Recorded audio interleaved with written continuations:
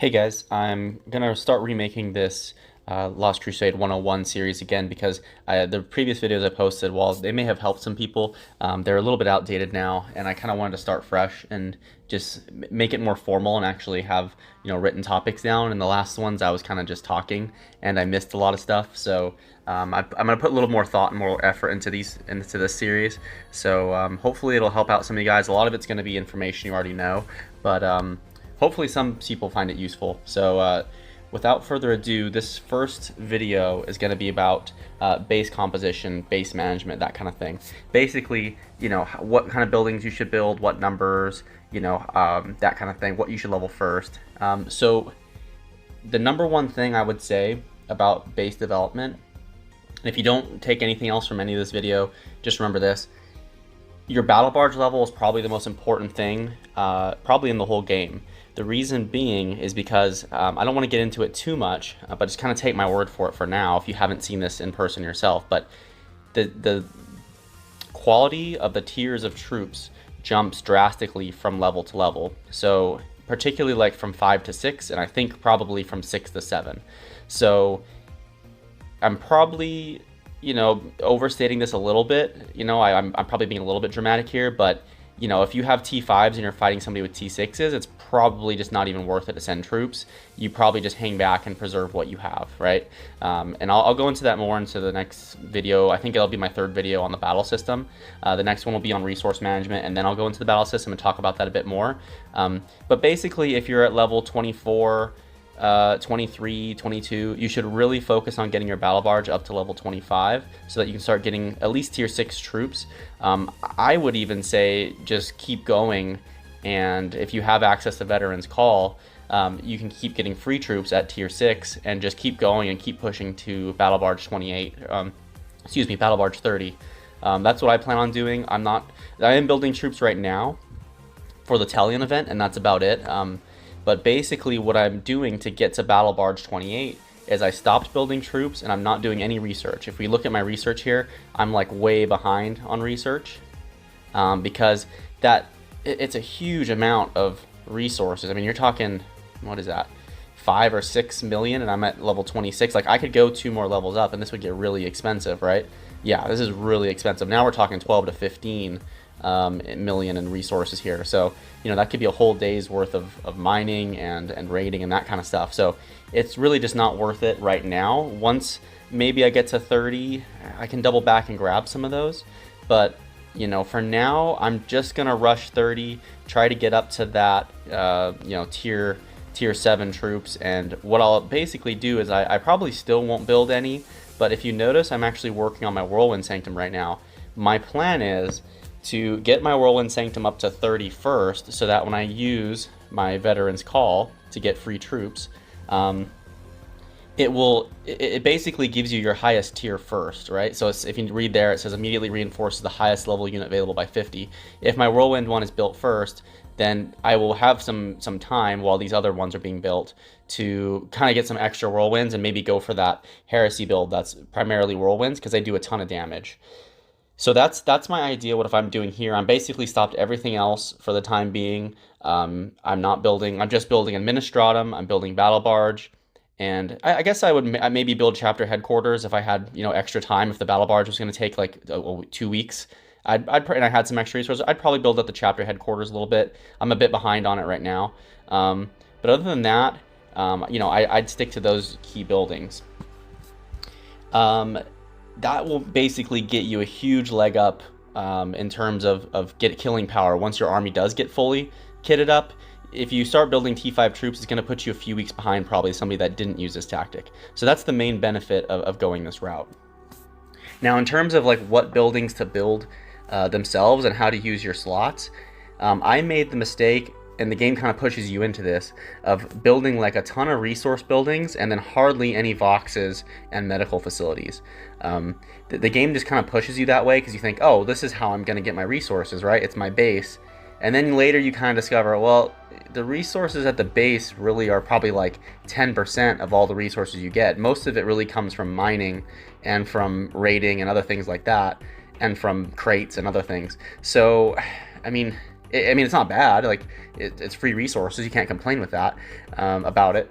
But it's not worth taking slots from the Vox, because what the Vox does, if you don't know, is, let me go into the details real quick. The Vox increases your training speed and your training cap, so it lets you build more troops in a single go. So I think I'm at like 150 something. I haven't been upgrading those. If you notice, I'm at Battle Barge 28, so I'm like 4 levels behind on those. But it's okay for now, because the more troops you build, the more resources it's going to cost. So I'm okay with it right now. It's at like 155 for each one, and that's fine. I can still crank out some T1s if I need to pretty quickly using speed ups, and you know, so it works for me. And the other building you need to max out first is the medical facility, because this is going to increase the cap of your hospital, which means if you get attacked and you lose troops, more will be injured rather than killed, and that will just save you a ton of resources in the long run. So basically what you could say is that I'm kitting out my barge for war first and for resources second. I mean, there's going to be some exceptions to that rule. Like, for example, if you're building a farming, I have some farming accounts. My other 2 accounts are farming accounts, and I just built these at the end to build a couple medical facilities. I didn't need any Voxes. I just built resources. So, I mean, there's always going to be exceptions, but I'll do another video later on farming accounts. I don't know how many people are actually doing it, so you know, only a few people might actually find the video useful. So I'll touch on that stuff later. But that's kind of how you want to kit up your base here, is basically focus on war. Max out these Voxes, max out these medicals, and just, it'll help your troop numbers, it'll help you keep your troops alive. That's how you want to essentially build it out with those slots. One thing to keep in mind is with whatever resources you have left, I tried to... So I was trying to like game the system a little bit, because I thought, all right, well, plasma and adamantium are the more rare resources. So what I'll do is I'll skew towards those 2 resources. But then maybe like a week after, I mean, it makes sense in theory, but really there's not a more resource that's more rare than the other. If you look on the map, the super resources, you're more likely to find plasma, it seems like, than anything else. That's supposed to be the rarest, material, rarest building material resource, and adamantium really isn't that hard to find either. So you're better off probably just making this balanced and even. But like I said, it's really only about 10% of your total resources that will be coming in anyway. So if you skew to one direction or the other, it's not going to make that. I never bothered to tear the other ones down and rebuild. I'm just like, whatever. I'll just go out and mine a little bit extra, fuel and metal. If anything, actually, the battle barges require far more fuel and metal than they do adamantium and plasma to upgrade. So if you went the other way and you skewed towards metal and fuel, I could see that being a viable option as well. But it doesn't really matter. In the end, it doesn't really matter. One thing to be aware of is you should probably stop upgrading these around level 18. I didn't, because I was dumb and I wasted a ton of resources and I didn't think about this. But if you look, this is going to cost 1.78 million fuel to upgrade, right? But if you look at the benefit, it increases my resource capacity, which goes up to 500. Okay, that's fine, but I log in enough that doesn't matter to me, really. It doesn't affect me at all. I can log in 10 times a day if I need to, so I'm never ever going to hit that capacity anyway. The thing that matters to me is the hourly fuel production. So if you just run some quick math and you divide that 1.78 million by 100 that you're getting, the investment that you're putting in will never make up for itself as long as you play this game. It could take probably a year to get that 1.78 million back if you divide it by 100. So I'm not going to do the math right now. I've seen other people do the math, but basically you want to get those up to like 18 and then stop, because anything more than that, and it takes weeks, months. I've seen, I think the level 24s and above take like years to make up that initial investment. So you'll never get your resources back. Again, if you're using a farming account, you have nothing else to spend your resources on, your protected resources, because those can't be rated, so you might as well. But in a regular account, you don't put them above 18. These, by all means, the Vox and the medical facility, those keep paying dividends. Those will save more troops. Those will let you build more troops faster. So keep upgrading those. Just stop upgrading your resource buildings at 18. Let me switch over to this building real quick. A lot of people sleep on a couple buildings here, and that's the Astropathic Relay and the navigator's quarters. I did. You can tell I slept on it. It's at 23. So if we go to details here, what does this one do? The important thing here is the one on the far right, amount of helping hands. So this is really good because the helping hands, what it does, we can actually go to the menu here. If we go to Alliance and then helping hands, it has an explanation down here at the bottom, or at least it did. It said somewhere, oh yeah, here we go. So it says each help granted reduces 1% of the total project timer. That's not like a huge deal on, you know, something that takes 10 or 15 minutes, but once you get to these battle barges and they're taking 15, 16 days, we'll look at the maximum amount you can get, and we'll go to the details again real quick. I think it tops out at 27. So if you get this up to level at least 16, you should probably rush it to 16 as soon as possible. And then from there, it does some other things for reinforcement limit, and that's cool. That's not a huge benefit, and that's fine. It's not something you want to prioritize, but that 27 is huge. I mean, because if you've got 2 weeks to build something and you knock off close to 30% of the total, I mean, you're talking 3-4 days potentially that gets knocked off. So that's big. So if you haven't upgraded this to, I think, what was it, 17 or 18, get that there as soon as possible. Use your speed ups, get it there, because it'll save you a ton of time on all your buildings. The helping hands also applies to research and healing as well, so that will help you out. There's some big heals. If you get under, you get attacked or something, some of those heals can take a few days to get through. So having the extra helping hands on that would really help you get that speeded up a lot quicker. So the other one that people sleep on here is the navigator quarters, and I'm just going to jump into details. And this is the one that determines how many troops you can send in a rally. This one's kind of hard to upgrade because you need those alliance communicators. If you can tell, I slept on this until that Blackrock Station incident that we had.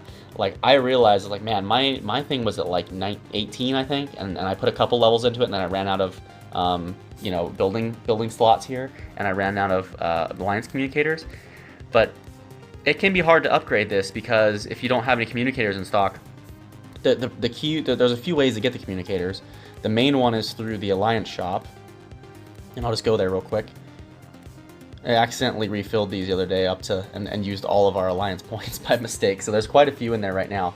You can buy them here, and that's fine. 400 probably not a bad deal if you have a ton of contribution and you don't need any void shields and you don't need anything else, and you don't want speed ups or any of these other fuel boosters, or any of these other resource boosters. That's not a bad thing to spend them on, because if you want to get that upgraded fast, there's a lot worse things. The other way to do it is to go to I don't know if it takes a while because we don't have a very big domain anymore. You have to fight chaos that are in your domain. So if you see it right there, Alliance Communicator, this one's inactive. But if you go to like level 20, I haven't seen it do it with level 30. But if you go to level 20 and you keep searching, eventually it spawns. Eventually it will spawn one in your domain. It'll be faster, obviously, if your domain is large. But I've been taking away our platforms to build supers on, so our domain isn't very large, but you get the idea. It will keep spawning these until you find one in your domain, and then you can attack it and get that communicator. I have it set to 20. I haven't really experimented with like 25. I don't know. I think these just appear on the map in certain places, kind of like hostile fleets, and you can't really make them spawn near you. So I think 20 is the max that it goes, where you can use that little trick to just make them kind of spawn next to you. But you can send like weak armies at that and stuff and still win, so that's not a big deal, and you'll still get decent resources. It's not a waste of AP. You still get, what is it, 12, 24, 48,000 resources, some crates, some speed ups, 600 XP. It's still not 5 AP for that. It isn't bad. I try to do a few of those a day, like get 5 or 6 of them. So then every day I'm getting like, I don't know, maybe 10 of those, because there's other ways to get alliance communicators. I think you also get them like from the ruins. I think I've seen them a couple times, and there's a few other places you get them. I think from breaches. They're just kind of scattered all over the place. You'll kind of accumulate them over time, but definitely if you're going to be if you're going to be a higher level player and you're rushing that battle barge, you want to increase this because you might be one of those people that's assigned the task of being like a rally captain and being the person that is the one that kicks off all of the rallies, so that we don't have just random rallies going everywhere with weak troops. We want to get our best troops in there, so we want certain people launching the rallies and not others. So you might be that person, so it does help to get that leveled up if you can. So I'd probably make an exception to the rule of not increasing or not doing any other buildings or besides that. I'd probably get this up, and I'd probably get this up if you haven't yet, at least to that point where you can get the 27% off of everything. Those are the two, things I would probably dip into along with a chapter. I just wouldn't build resources, I guess. I wouldn't work on your resources. I wouldn't work on your Vox unless they're really low, and I wouldn't work on your medical facilities unless they're also really low, like 10, 12, 15. Then I'd probably improve them. But like mine are fine. They're like in the 20s. I'm not gonna increase them until later. Just gonna save the resources and crank out those battle barges as fast as I can and administratums as fast as I can. So those are the two buildings I think that a lot of people just forget about, kinda, but they're definitely worth looking into. The last topic I want to touch on is something that Wigloff and a couple other people, Cyrus, they discovered and kind of looked into, and it's, whoops, that's the wrong menu. It's actually the hero appointment, and Auto Appoint does a terrible job at appointing these heroes. I think what it does is it prioritizes these extra buff heroes and it puts them in those slots first, even if they're the weakest ones. And the auto point has no concept of what's important. Like if I had to rank these on what's most important, I would put probably the chapter champion, and then maybe the training speed one, and then like the building and research one would be third. And that's just if I had to rank them and leave them static for the rest of the time. But you don't have to do that. So what you can do is, say you're going to go get into a fight. Did you see my attack and defense there was like in the 30s? It's like 30 something. I need to clear her out first. So I'm going to grab Arinica, who's my strongest hero, if I can. I'm going to throw her into, boom, just went up to 50%, jump 20% in attack and defense. That's massive, especially if you can get a third one here. Once you get the Battle Barge 30, 31, and you start clearing, like opening up some more of these, man, that training speed one, like, okay, my troops just finished building, and I'm going to do another round of troops, because it takes like, later in the game, it takes like 16, 20 hours to build troops, so you don't need to do it that frequently. What you do is you throw all three of your best heroes in here. It's probably those three are probably the best, but I mean, I'll just give it a go, and I'll show you what I mean. Okay, this is my best hero, right? 43% training speed, awesome. I think he gives a bonus. 27, okay, that's pretty good. He gives 22, so I'm gonna throw him in there, and then say I had a third one, and it was getting me 20. It would increase my training speed by 100%. If my build time was 20 hours on those troops, it would be 10 hours instead. And then what you do is you just clear them out. Once you trigger that, once you start those troops, that time is set. It's locked in stone. So you do that for your battle barge, you do that for your research, you do that for your troops, you do that for everything. Because once those build times are locked in there, it doesn't. Once you take these heroes out, it's not going to readjust the build times. It doesn't do that. It just, whatever your bonuses were at the time of build, that's what it takes, right? So using that logic, say I'm going to go, I'm going to upgrade my battle barge, and I'm just going to take out like a whole bunch of these, take out some of my stronger ones, because I don't know what the best bonus is going to be here. We'll just find out. Maybe him. It's probably one of those guys. Okay, so I'm going to go do my battle barge. I know Arinica is one, so 29% there. Is that the right one? Yeah. And I know he's probably one of my better heroes. 24. Yeah, so he's probably one of my better heroes. 22. And keep in mind, this is based on their overall power level, so it takes into consideration like stars. That's why Cordus, if Cordus was level 79 and my Shrike was level 100, I'd probably still have Cordus in there because of all the stars and the gear he has and stuff. So I'm going to point him, and I'll do one more real quick just to show you kind of what it can get to. 23, 18, 19, I think 23 is probably going to be the best. 21, yeah, that's probably it. Yeah, 23. So that was Vex. All right, building speed 77%. And my heroes really aren't that great because I kind of leveled everybody across the board. If you notice, I don't really have anybody lower than 50. So I could have level 80 or 90 heroes, but I did it wrong. And I'll go into that in another video later. But yeah, increase that building speed by 77%. And then I go ahead and pull the trigger on building that barge. And then say it goes from being 15 days to, you know, going down to 12 or 11 days because of that. And then you throw your helping hands in there and you reduce it by another 30 or 27%, roughly 30%, you know, and you drop it down from 15 to 12 to, you know, 9 days. You just like dropped your build times there significantly. That's huge, right? That's less time. That's more time you have to build more troops. That's more time, you know, you can spend on doing other things. So do this every single time you're going to build something. Do this every time you're going to do a research. Anything that basically falls into one of these categories. If you need to do a big heal, you can do the same thing with your healing. What you'd probably, just from your day-to-day stuff, you'd probably want to keep it your best ones on, not resource production, probably this harvesting one, right? So I think he's actually good. I think what is his name? Praedes actually gets a bonus. Okay, yeah, so he has a harvesting speed of 29 plus another 8.5. So he's gonna be one of the best ones. And then I'll throw Rinnika in there for another 43. That's awesome. And then I'll throw, probably doesn't matter. It's probably Vex. You know, 32, 35. Yeah, I can't see anybody being higher than 35 unless they get a bonus. Oh, 36. But he gets a bonus to something else. So I'm actually gonna put Vex in there. Sorry, you guys can probably hear my dogs howling in the background. I have huskies and they're just going crazy.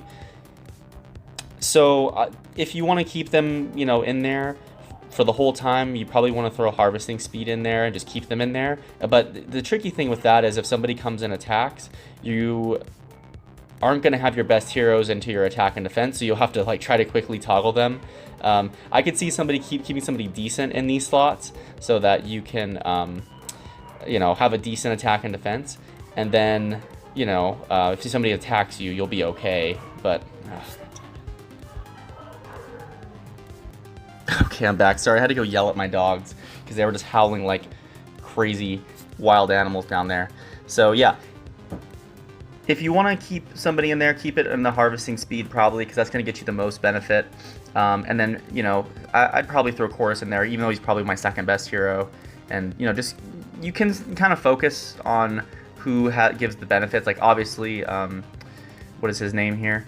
The medic, he gives some bonuses to healing speed and stuff. So, you know, there's some ones that are obvious fits, and there's some other ones that are not so obvious fits. So you can just tinker around with that, and you'll get an idea of what your best heroes are in those slots. So I'm going to leave that as for now. I think that pretty much covers everything I wanted to talk about. I'm sure I forgot something, and if I did, I'll touch on it on a future video. But yeah, let me know what you think. If I did miss something, leave a comment or shoot me a message on Discord, and I'll update it, and I'll you know, push it out in a new video. All right, guys, I hope you found this helpful. Have a good rest of your day. Take care.